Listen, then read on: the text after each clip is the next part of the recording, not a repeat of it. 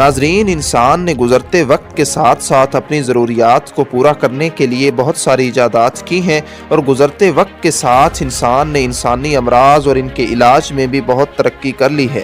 Medical science دور حاضر میں ترقی کی بہت ساری منازل طے کر چکی ہے، بہت ساری امراض کا علاج اور ان کی ادویات دریافت ہو چکی ہیں، اور ان کے علاج کے لیے جدید سے جدید ترین طریقے بھی دریافت ہو چکے ہیں۔ لیکن ناظرین، کیا آپ جانتے ہیں کہ دنیا کا پہلا مسلمان سرجن ڈاکٹر کون تھا، جس نے سب سے پہلے کئی کامیاب آپریشنز کر کے بہت ساری امراض کا علاج کیا، اور سرجری مطلب آپریشن کے لیے ایسے اصول اور نظریات پیش کیے جن پر آج بھی میڈیکل سائنس اس قدر ترقی کرنے کے باوجود قائم ہے اور ان کے نظریات کو فالو کیا جاتا ہے۔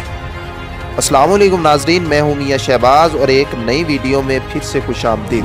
دمشق، بغداد، استنبول، قرطبہ، اندلس، سمرقند، نجارہ جیسے علم و ہنر اور فن کے گہواروں سے کون واقف نہیں؟ یہاں علم و ہنر حاصل کرنے کے لیے اہل یورپ بھی آیا کرتے تھے۔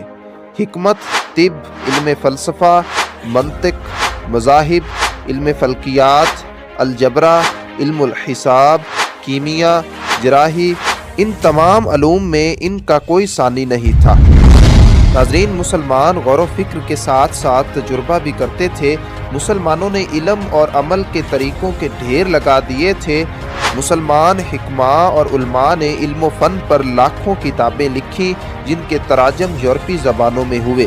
ان کا نام امریکہ کی مشہور یونیورسٹی میساچوسٹس کی دیوار پر لکھا ہوا ہے۔ اسی طرح طبیعیات کے ماہر مسلم سائنسدان ابن الشہیم کا نام بھی سنہری الفاظ میں لکھا گیا ہے۔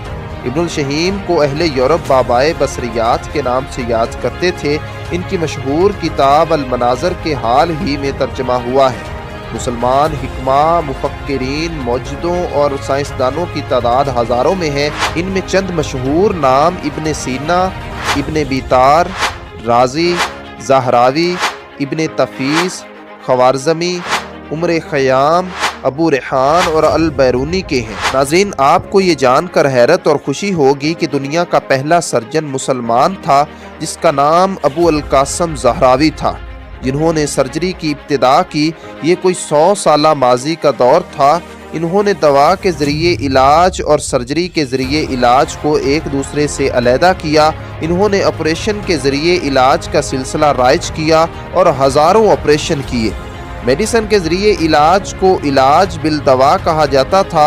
انہوں نے موتیا بند کا آپریشن کیا۔ اس کے علاوہ حلق کے اندر غدود کا آپریشن بھی کیا، ہڈیوں کو توڑنے اور جوڑنے کی سرجری بھی کی۔ اس کے علاوہ کینسر کے بارے میں زہراوی کا نظریہ، جس پر آج بھی میڈیکل سائنس قائم ہے کہ کینسر کے پھوڑے کو چھیڑا نہ جائے اور دوا کے ذریعے علاج کیا جائے۔ آج بھی ہم دیکھتے ہیں کہ مریض آپریشن کے بعد بھی ٹھیک نہیں ہوئے۔ اس بات سے زہراوی کے نظریہ کو تقویت ملتی ہے۔ ناظرین، ابو القاسم ابن عباس زہراوی نے آپریشن کے اصول اور قاعدے مقرر کیے۔ اپنے تجربات کو خدمت خلق کی خاطر کتابی شکل دی جس میں زہراوی نظریات ملتے ہیں۔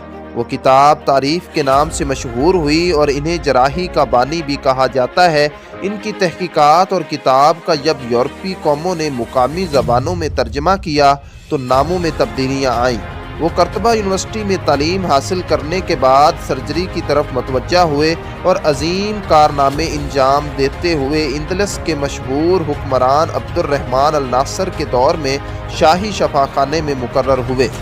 ناظرین، سر سے پاؤں تک کے امراض کا احاطہ کیا۔ کون سا مرض آپریشن کے ذریعے ٹھیک ہو سکتا ہے اور کون سا آپریشن کے طریقے کے بغیر ٹھیک ہو سکتا ہے، اور اسے مستقبل فن بنایا اور اپنے تجربات کی بنا پر اپنے ہی پرانے طریقوں میں بہتری لائی۔ مختلف امراض کے آپریشن کے لیے مختلف قسم کی اچھی دھات کے آلات اچھے کاریگروں سے بنوائے۔ ناظرین، ایسے کوئی 100 کے قریب آلات تھوڑی سی بدلی ہوئی شکل میں آج بھی شعبہ آپریشن میں کام میں لائے جاتے ہیں۔ اس دور میں مسلمان طلبہ سرجری میں بہت آگے بڑھ گئے ہیں، لہذا ابو القاسم زہراوی کو دنیا کا پہلا سرجن ہونے کا اعزاز حاصل ہے، جس نے مریضوں کی سرجری کا صرف طریقہ ہی ایجاد نہیں کیا بلکہ سرجری کے متعلق آلات کے بھی موجد مانے جاتے ہیں۔ پہلے وہ کاغذ پر آلات کی تصویر بناتے، پھر کاریگروں سے ان کی دھات پر نقل کرواتے تھے۔ زہراوی نے اپنی کتاب تعریف میں 100 سے زیادہ آلات کی تصویریں بھی دی ہیں۔ آنتوں کے آپریشن کے لیے نہایت نازک آلات ایجاد کیے اور دماغ، گردوں اور حلق کے آپریشن کے اصول، طریقے اور خطرات سے آگاہ کیا۔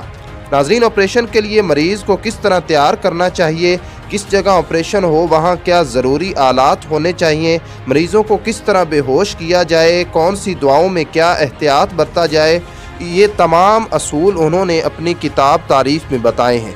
ناظرین، تعریف دراصل زہراوی کی ڈائری ہے جو مکمل اور نہایت مستند کتاب ہے۔ اس کتاب میں ایک ہوشیار ڈاکٹر کو کس طرح کام کرنا چاہیے اور آپریشن کے دوران کیا خطرات اور اندیشے لاحق ہو سکتے ہیں، ان تمام باتوں سے انہوں نے اپنے طلباء کو آگاہ کیا۔ مختصراً، زہراوی سرجری کے ذریعے علاج کرنے والے، نئے آلات کی ایجاد کرنے والے، سرجری کے اصول مرتب کرنے والے دنیا کے پہلے سرجن مانے جاتے ہیں۔